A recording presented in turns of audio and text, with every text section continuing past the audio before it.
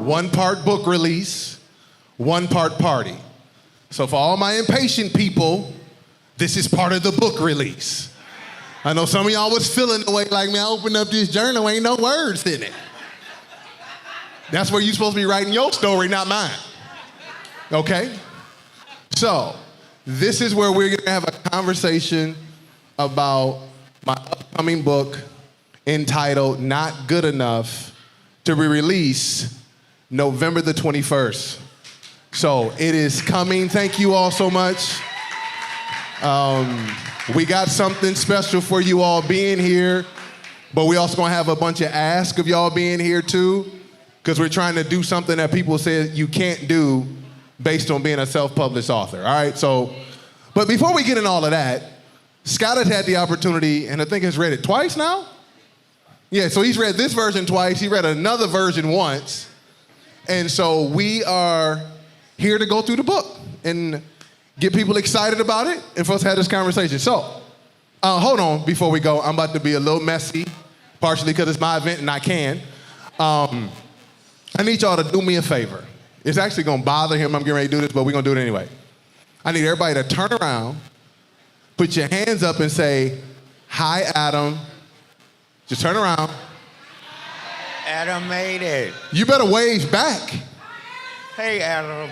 There we go. Shout out to my brother who just came in based on trials and travails of the air. My man is in the building. Good to see you, boy. All right, Scott, so lead us through this conversation, sir. So I'm gonna start off first saying good evening, everybody. I don't know if Aaron realizes this, but this year marks our 20 years of being friends. Did you realize that? I did not. And so we met because I'm ignorant, and he came to an event that the organization, the nonprofit in Detroit that I used to work for, it was a grand opening of a development that we did, and he came, and I'm like, wait a minute, we got black people here? Hold on, let me go and talk to the black people, particularly black men, because I believe in supporting black men in the space. And so literally we immediately clicked. And I asked him a week later to do a male group mentoring session with us, and we just became friends. And we've been friends, and I'm so honored to be here to have this conversation. So I got a set of questions, y'all. I know you all haven't seen or read this book, so I'm gonna be floaty. You know, I'm not gonna offend your mama. I'm gonna be real good. She got a cane. I just want you to understand, be careful. And I don't know if there's something in it. I know people got stuff in their canes. But my first question really is the title, Not Good Enough. So are you good enough now? That's a great question. So when you look at, and again, as I said earlier, I'm not here without standing on the shoulders of many people. And having had an opportunity through writing this book, I actually didn't know what to title it, what the theme was, what the heck was going on. And through, and I told my mom, through my brother who's a disruptor for all the right reasons, would not let go that this needed to be something different. And so as this draft we got through, we were just having a conversation. And he says, man, I feel like there's a nice title and branding for this that we could use. And he gave me 2 of them. And I was like, well, we're going to be Mary and Elizabeth right now. This thing leapt in my spirit. The title is Not Good Enough. But what you'll see in the branding of the book, that there's a slash through the not. So it's a journey of going from being good enough to not good enough to being good enough. So do I believe it now was Scott's question. I believe I'm learning to feel that. I feel like I'm, in some aspects, 7 years into this journey. In other moments, I felt like I'm 6 months into this journey. It's something that I'm discovering every day. Of being able to rid yourself of the things that you thought were most important, as Whitney talked about, and really being able to anchor and focus on what was important the whole time. So this is a journey, and the way that this book ends, that I would tell y'all, if y'all don't like to read conclusions, you'll miss it. because there's a part in the conclusion of this book that really leads to an aha discovery moment of knowing and understanding that I'm good enough. So first, shout out to Whitney, an unbelievable presentation. And when we talk about not being good enough, because I think we've all experienced that. I don't know how many of you are familiar with Imposter Syndrome. Yeah. And a lot of people want to say Imposter Syndrome is not real. It's a myth. It's not a myth if you feel that way. And this is what I like to say, and Whitney said this in so many words. If you're in a place at a time, you're supposed to be there.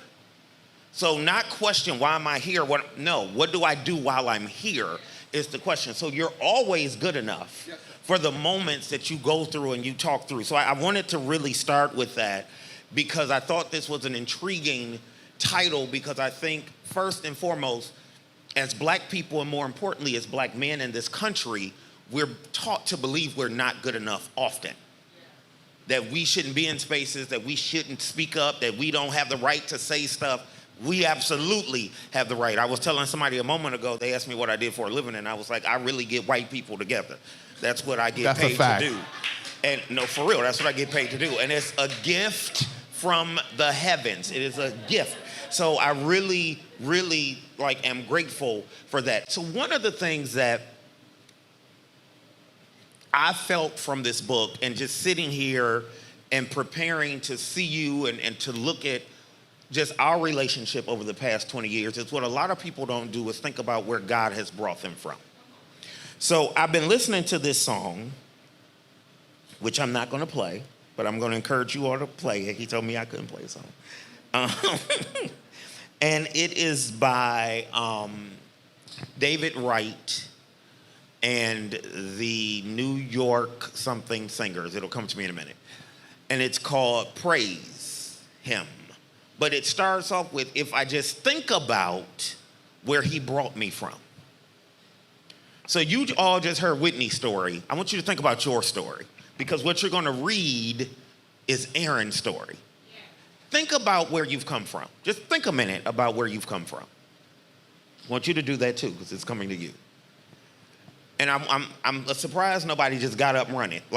Because the grace and the things that God has done for us, I often can't contain this. But I want to ask you, Aaron, when you think about it, what are 3 words that really come to your mind that emulate how God has really moved you to get to this, to tell this story, to give this testimony? I do think one is grace, if I use one word, courage, and resilience. If I go grace, oftentimes you'll read throughout this narrative, throughout these stories, that I didn't really have a clue on what the heck I was doing. I really didn't know. I didn't know how good I was. I didn't know some of the opportunities I was going into. But God was just gracious enough to allow for these things to still keep happening. Courage. It takes courage to put your business on the streets. And when you put your business on the streets, you actually take away the enemy's opportunity to use it against you. Yeah. And so I remember after I submitted the draft to my brother, and I said, well, the toothpaste is out the tube. It ain't going back in, because there's no reason to go back into the shadows. But it takes the courage to be able to walk into it. And many times the enemy is beating us up in private and in isolation of things that you don't want to reveal to anyone else. So it would be courage. And then it's resilience. We've been talking about it. You heard it from Whitney. You'll hear it more throughout this weekend. I'm sure, been hearing it even at the tables when you've been talking to each other, is that many of you can look through your lives and realize whether it was a text message you were doing while you were driving when you weren't supposed to, maybe it was a party that you went to that you weren't supposed to, maybe it was something that somebody did to you that was meant to break you, you're not supposed to be here. Just based on the statistics, you're not supposed to be here. And that's not just something arbitrary. That's not something that happened by accident. That is the spirit that God has given each and every one of us to not settle for what's presented to us. And so those would be my 3 words, sir. So, by the way, the song is Praise Him. It's by Pastor David Wright and the New York Fellowship Mass Choir. I just couldn't see fast enough, even with the big glasses on. So I want to talk a little bit about your chapter 1. Oh. And chapter 1 is entitled The Song. Yes, a song to sing. Yes, sir. So you tell this story in the chapter about you being on a trip. Yep. With your grandfather's driving. You're with your mother, a cousin. Yes. And you're 9 months old. Yes. So this is where I want to stop right here. You don't remember this. I don't. So this story was told to you. Yes. So immediately, because what happens in our lives is we start to develop how people should see us and who we are and how we're perceived. So one of the first stories in your memory about who you are yes. is about what you're able to do and bring to your family. Yes. Okay. So I'm going to keep it there because I know y'all ain't read the book. Okay. Do you think having that story and that story being told to you built the framework of how you saw your position in your family? So, as y'all been hearing, my mama amen and shaking her hand, smiling over here. I tried not to look at her when I just did that. Because one of the reasons why I know the story is because her and my grandmother, who's 99, tell it all the time. They tell this story all the time. And it's about a moment where I didn't appreciate what they were telling me about who I was before I knew who I was. Say that again, because this is important. They were telling me a story about who I was that I didn't appreciate about who I was. Because my surroundings growing up in Detroit in the 80s and the 90s wasn't geared towards singing. Yep, I come from Motown, but they had since gone to LA and they had done all the other stuff. And I'm 6'8", so Montel Jordan wasn't popular back then either.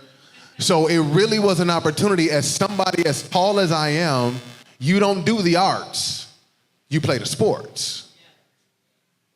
So though I hear this story consistently and constantly, I'm still trying to retrofit myself into a space in which the world says I'm supposed to.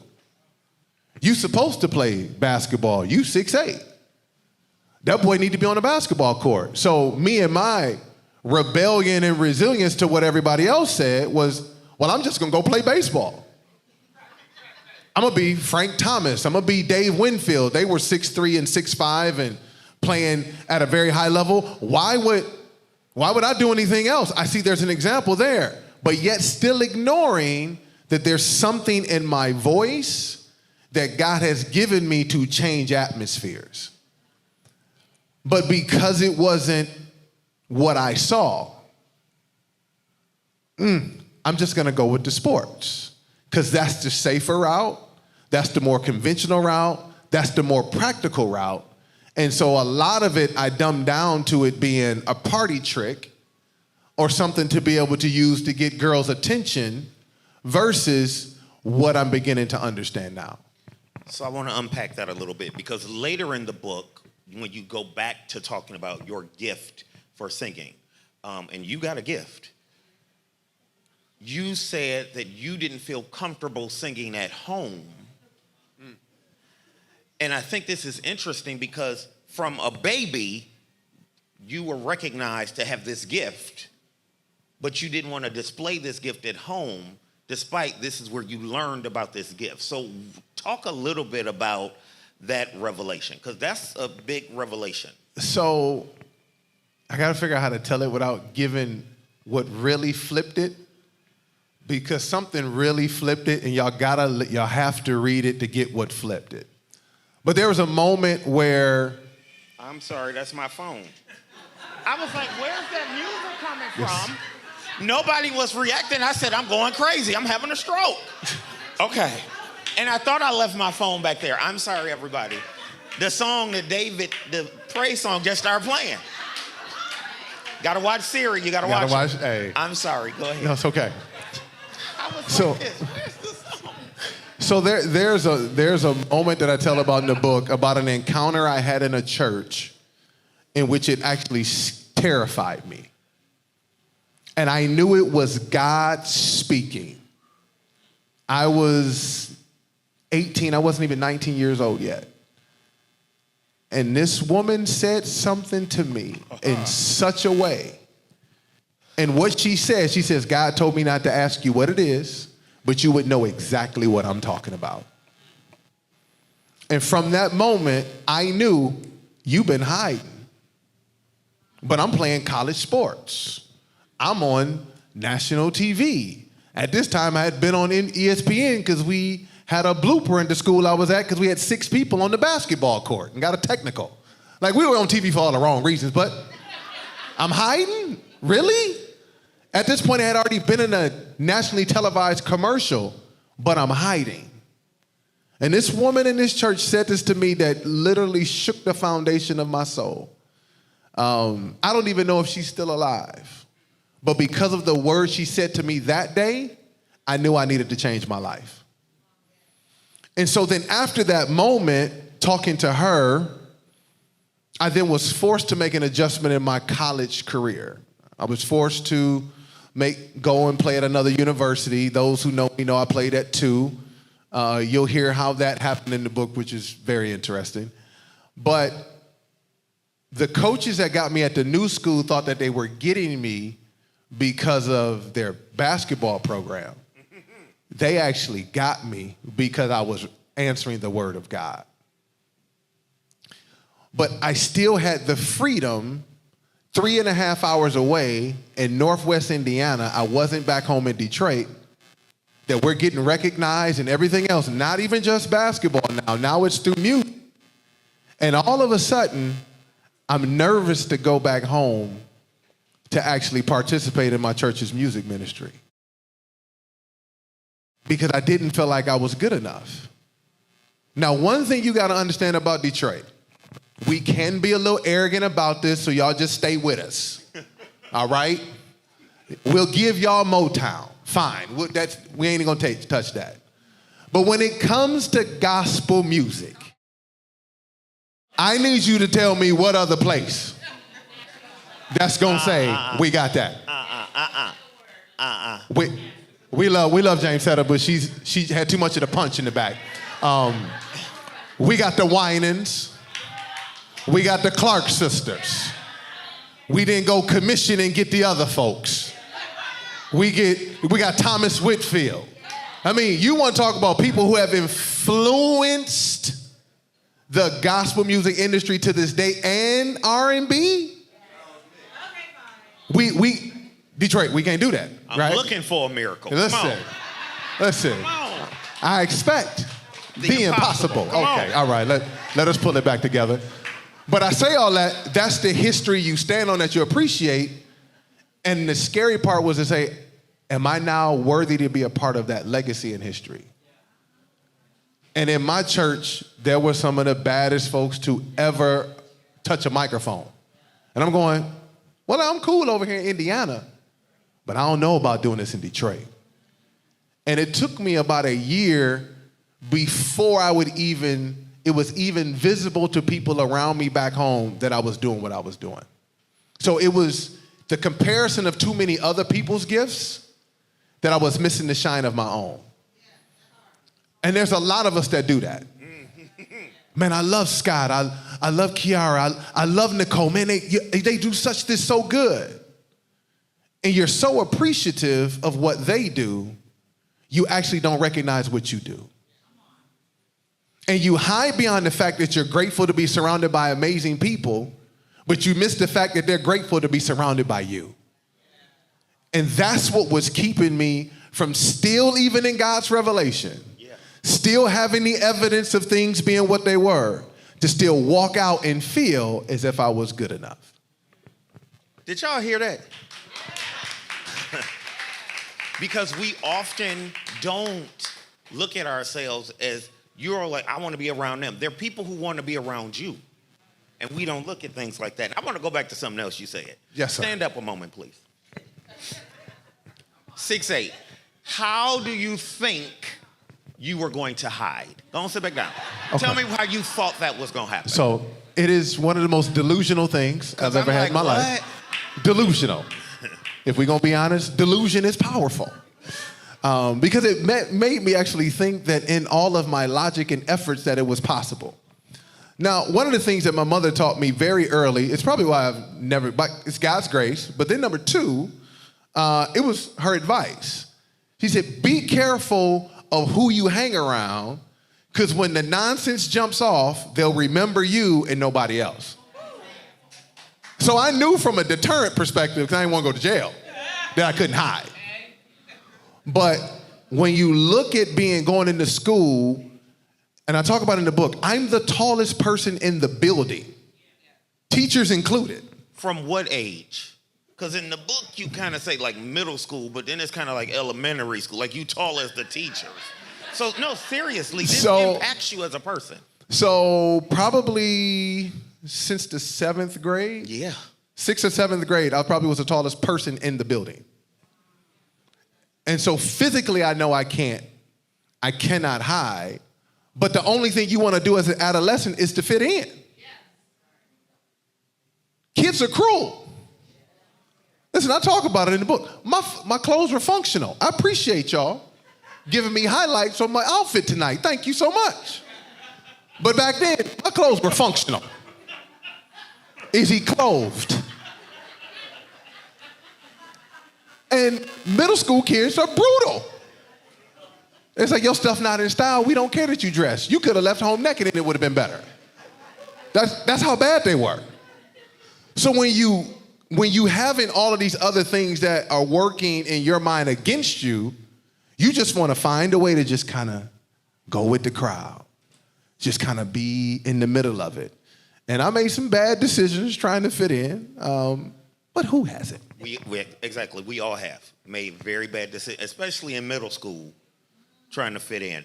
So you talked a little bit about just now your college move, and you're on a team, you're an athlete. And in the book, you talk about you shifted. So initially, it was all about you, and you identified the strategies and the tactics that you were utilizing to be manipulation. And at a point, you were like, it's not about the attention I get, it's about what I do for the team. What happened to get you to see that, and how has that impacted you since then? Man, it's an awesome question. That's what I'm here for. Yes, that's why we flew you in, Scott. And I want to just say, we ain't talked about none of these questions. None of them. Okay. None of them. So the story he's talking about, to not give it all the way away, there was a part of my career where I've had an opportunity to play in the NCAA tournament 4 times. I had an opportunity to be able to play in the Sweet 16. And I talk about that Sweet 16 season for a school, Valparaiso University. It was only at 1,400 students, including the law school that currently no longer exists. Yes, very small private Lutheran school. And we caused some noise in 1998 going to the NCAA tournament. But at the beginning of that season, it almost didn't happen because everybody was out for self. Everybody was thinking they had to make their own piece. If it wasn't about me, mine, and ours, we weren't going to do it. And in that moment, I realized some of the things that I had learned at home with my folks, with my brother and sister, is that we work very well in a unit. And I said, how can I be better just being a star in my role? It was clear that the coaches had made a decision that I wasn't going to play as much as I wanted to, but there still was an opportunity for me to influence the outcome. So then how do you then influence an outcome even though it's not the way that you want to see it? I think it's one of the first times in my life I became more intentional about the journey and not the result. And some of us are more locked in and so hyper-focused on if it doesn't look this way, I don't want it, that we miss the beauty of what we're actually in. And so that year, I shifted and said, since Scott said it, Whitney said it, since God has me here, then what purpose can I play for what's before us? And my role was, and it hurt as a competitor, my job is to get them ready to go play.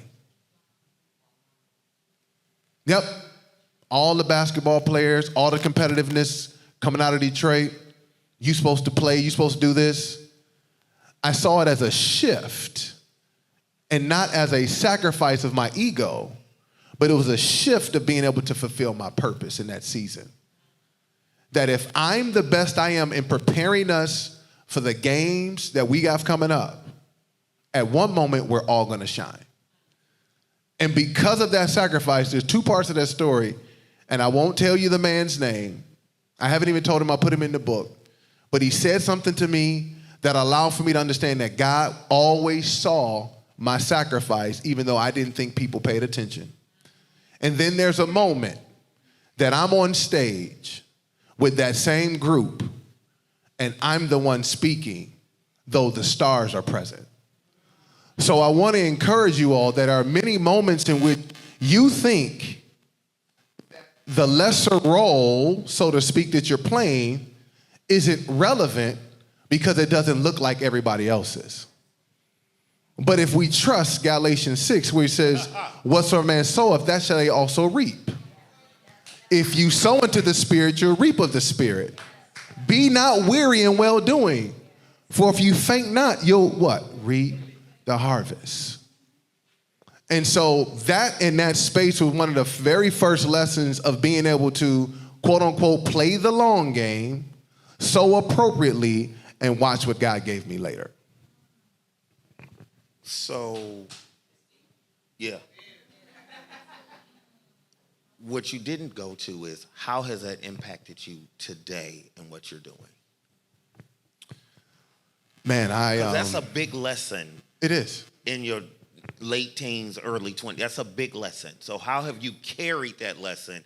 And so this is something I learned years ago. I was watching a TV program probably 27 years ago, because the person who was on there, we're the same age. So she made revelations about her life in her 20s, and the interviewer said to her, I'm not going to name names, if you know this now, it's a reason you know this. It's a power you have. It's a gift that you have to give to people. If you learn this, because most people don't learn that at 60. So how has that impacted how you work today, how you operate today? Man, for some of you all have been so kind to share your stories with me. I know that lesson is one of the reasons why you're here. Because I personally can't see something good in somebody going by and not stop you dead in your tracks and elevate and appreciate it. Because I know what it feels like to be serving faithfully in the shadows and nobody sees it. To be serving faithfully and giving everything that you got, nobody appreciates it. Or that's what you think. That's what you think. You think nobody sees it. You think nobody appreciates it. Keep going. But to his point, regardless of whether I think it or not, it's real. Mm-hmm.